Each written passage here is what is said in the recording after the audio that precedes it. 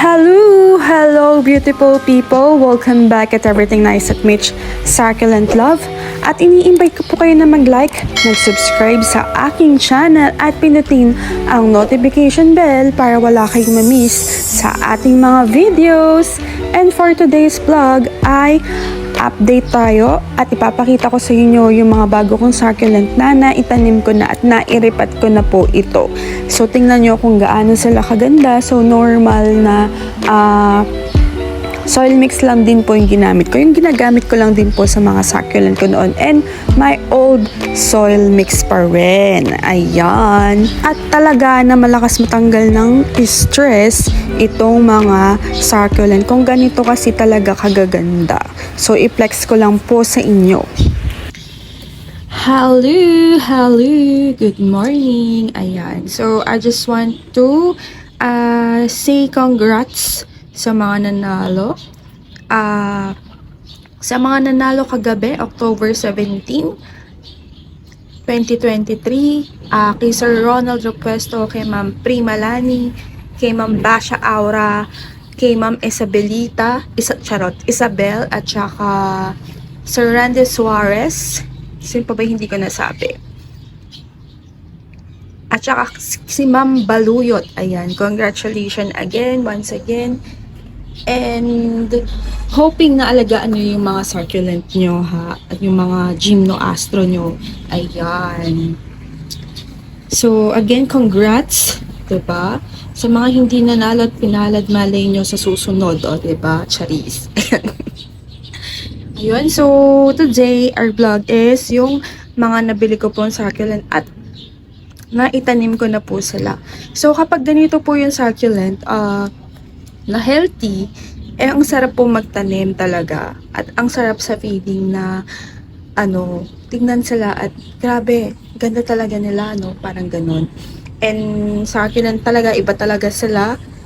Iba pa rin talaga yung ganda ng succulent. Yun nga lang, iniiwan din tayo niyan, diba? Oo, parang ex mo na naman, iniwan ka na naman sa ere. Yan.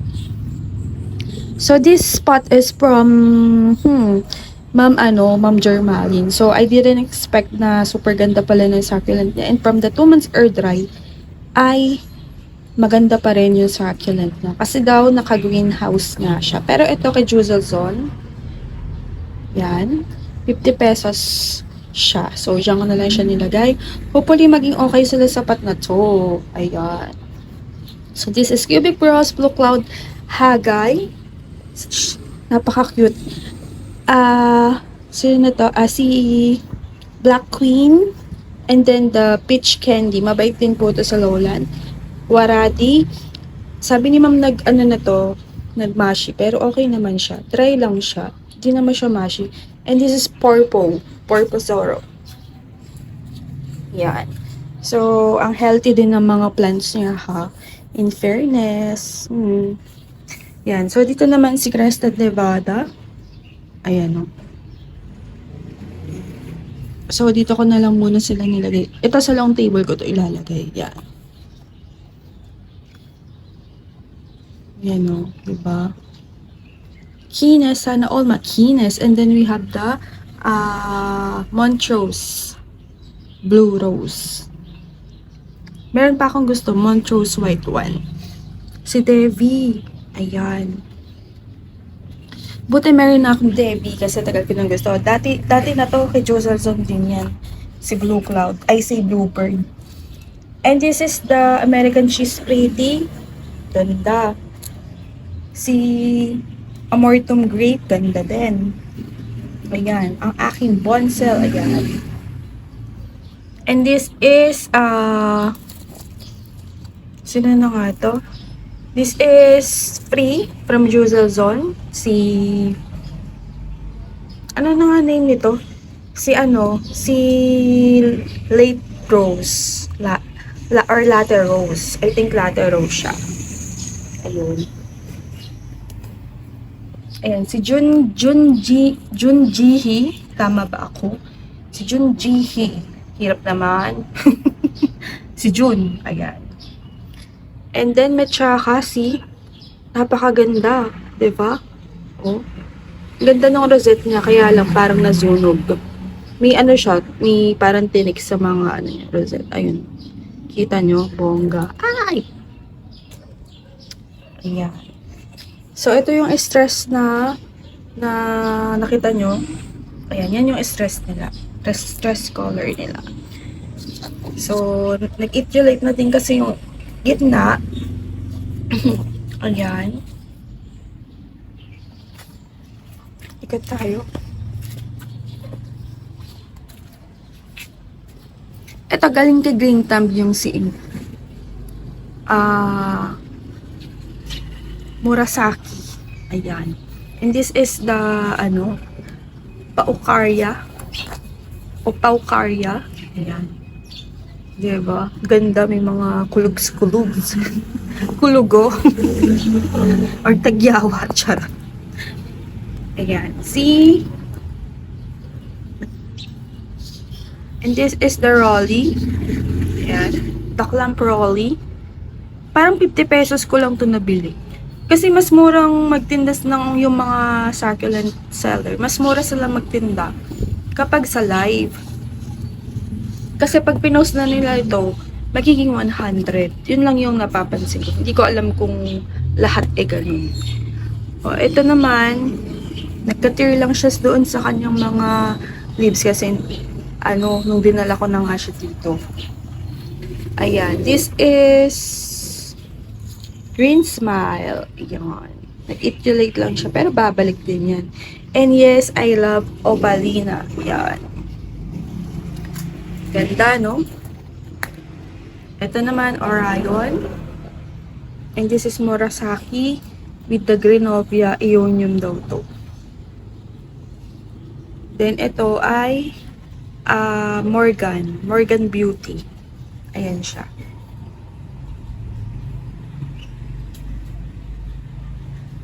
Ito, galing kay Juice Zone. Itong dalawa, galing kay Mong Germaline. So, pinagsama ko sa isang pot. Pero, ilalagay ko na lang ito doon. Doon, kasama ng mother plant. Then, yeah, this is Lola. Ayan. Si Lola. Na hybrid or si Kokoro.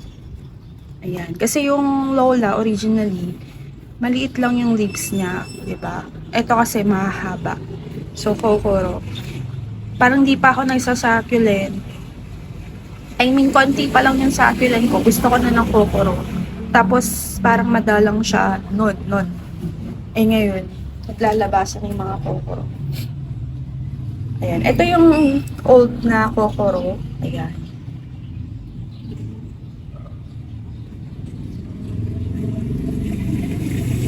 Saan ko pala natanim yung Alam ko yung isa kasi naiwan ko, tapos ito. Saan ko kaya naitanim yung isang Kokoro? So, ayan. Tapos, this is Opalina, syempre. One of my favorite. Ayan. Si Ruby Donna. And here, si Arze. Ayan. Maaraw na.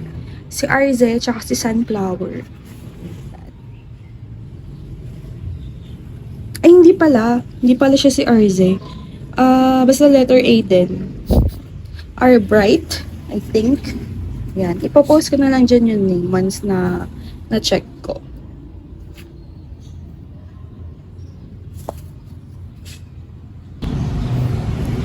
So, ito po yung isang Kokoro. Ayan. So, nag-etulate lang sila.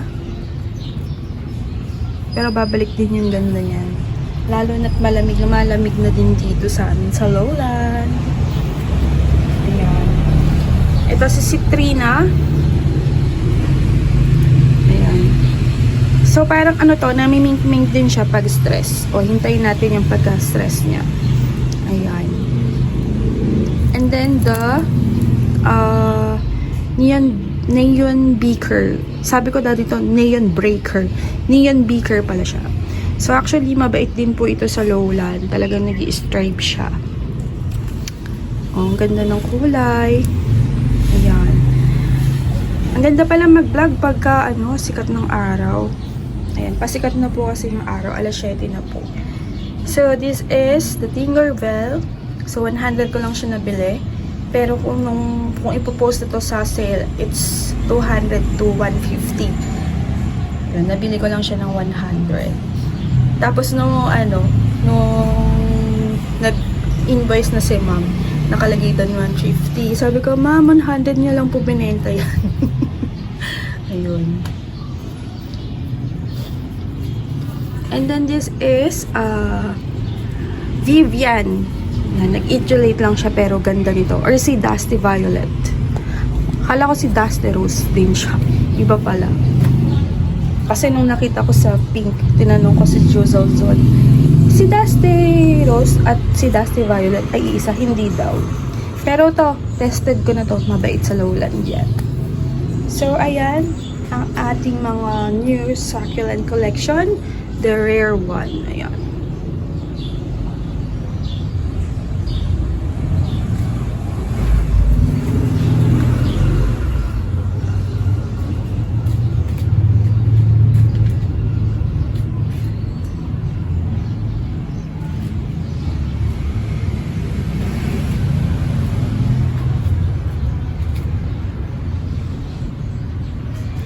So that's it. Just update lang po sa mga tinanim ko. And just I'm just using the old succulent soil mix with the loam soil and putting some of the toppings. Ito ginamit ko, lava rock.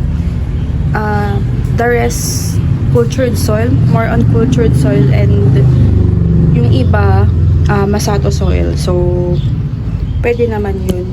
Pwede naman yung mga toppings pwede sa succulent yan, di lang pang gym yun. So ayan ang ating plant update.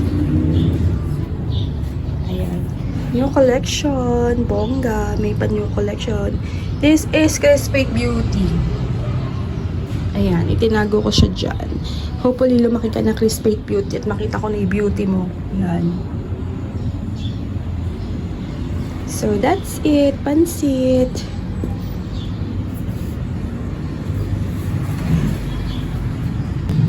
So may hindi pa pala tayo nasama. Yan. Ito si Bradburiana, si Maroon Hill, Blue Cloud. Ay hindi, Blue Rose. Yan. So with the toppings of cultured soil. So, tinatanong kasi ako ni Daisy kung pwede ba yung cultured soil sa succulent. Oo naman, pwede yan. Diyan ko din talaga unang ginamit yung cultured soil at hindi nga lumalapit yung mga insects kasi may neem powder yan.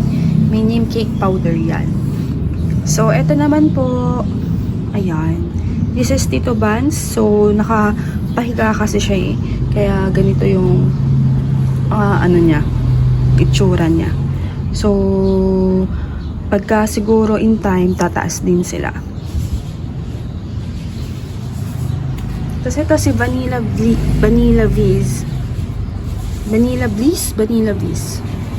O yun, ito siya. Papri ni Ma'am, ni Ma'am Germaline. So, baka nagpipink-pink yung lips nito. So, ayun. Hindi pa ba ako nasama?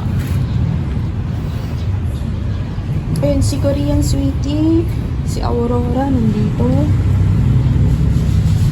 Ayan. So, planning to put this one kasi dun sa, sa arrangement. So, abangan niyo po yung aking succulent arrangement.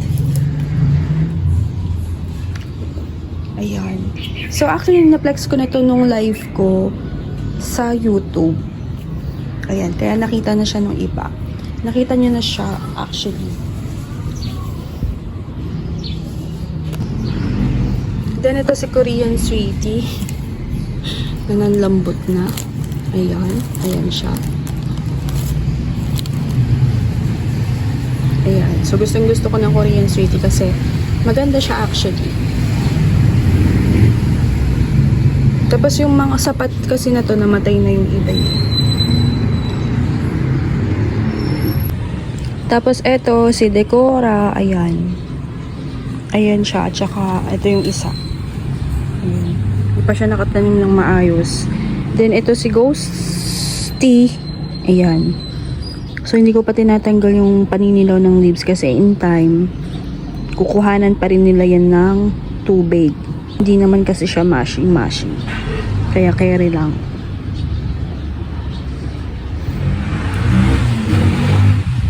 Ayan, pag ganyan sila. So, ayun. So, nakita nyo naman na ang gaganda pa rin itong mga succulent. At talaga na matatanggal ang stress mo pag ganito kaganda ang iyong mga succulent. Ayan. Sa pagmamay ng halaman, importante pa rin ang ating kalusugan. Kaya mag-save ka din para sa iyong kalusugan. Ayan. So, yun. Naitanim ko na din po yung mga succulent na ito. And by the way, this is October 18 po nung kinuhanan ko po itong mga succulent. So, I hope nag-enjoy kayo sa aking vlog today at nakita yun naman ang healthy nila. So, thank you for watching and see you on my next video at everything nice at Mitch Succulent Love, your nurse Plantita, saying lagi mag-ingat and God